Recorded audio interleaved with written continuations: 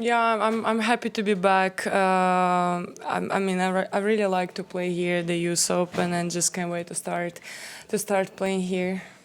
Okay. Questions? Andrew, go ahead. Yep.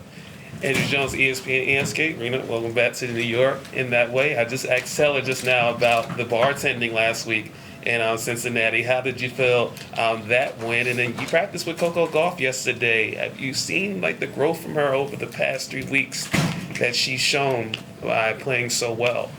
What was the first question? I kind of Bartending. Bartending. Last week in Cincinnati with Taylor. Okay. Oh my God. Yeah, it was a lot of fun. It was really a lot of fun. Now I got the skills how to make margarita. So if anybody wants one margarita, I can make it for you. It was a lot of fun. And about Coco, yeah, she's doing much better in the last 3 weeks. And yeah, I practiced with her yesterday, and she definitely playing much better, improved a lot. Yeah. Left side, David. Hi, Aryna. Tennis.com. You played some really tough 3-set matches over the last couple of weeks. Wonder what you take away from them and how you plan to apply lessons learned at the US Open. Yeah, I played some great tennis, a lot of good matches last week. That's what I needed before going to the US Open. Yeah, I was just I was there thinking more about building my tennis for the US Open, so I can come here with with couple of matches.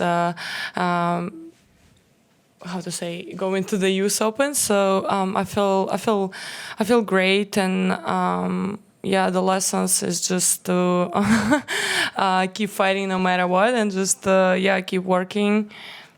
Now that you've won a Grand Slam, do you view the non-slam tournaments differently? Do you view it more as preparation for the slam? Yeah, you know what? Yeah, I changed my approach to these tournaments. Of course, I want to win all of them, like we all do. But yeah, now I'm looking to those tournaments more like preparation for the Grand Slam. Yeah, I think it's changed a little bit after Australia Open. I don't know if it's good or bad. I hope it's good, but it is how it is. Young lady in the back.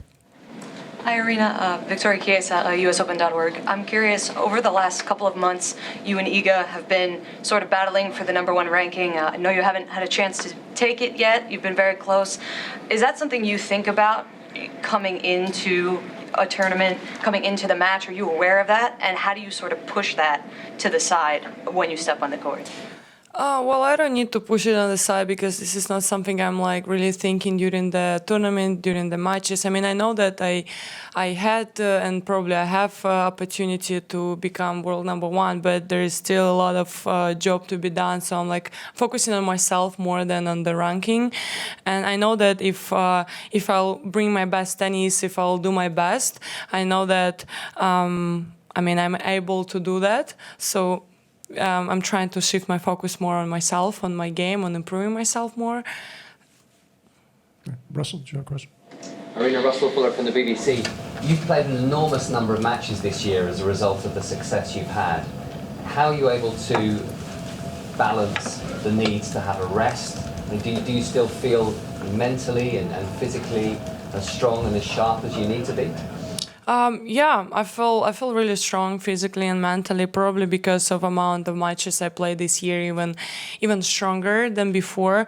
And yeah, it should be good balance between playing matches, between preparation and the recovery. So I have my physio and I have my team, so they're doing well in managing this amount of practicing and the recovery.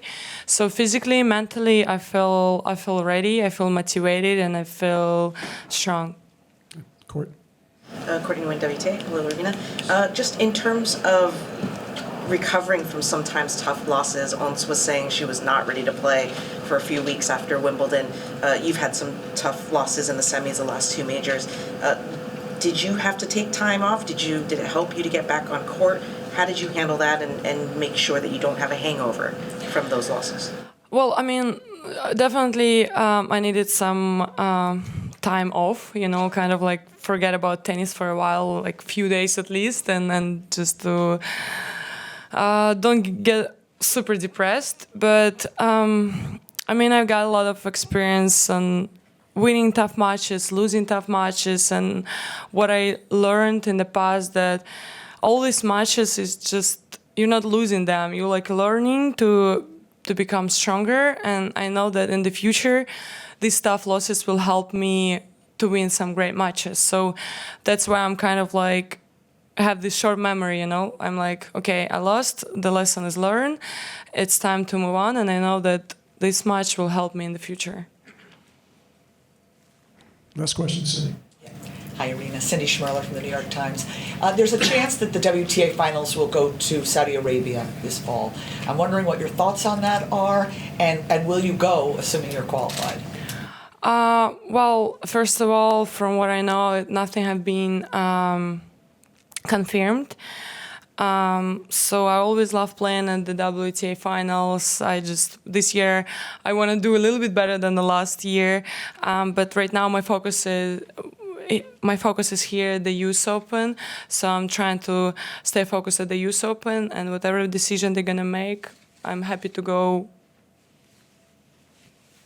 How to say, whatever.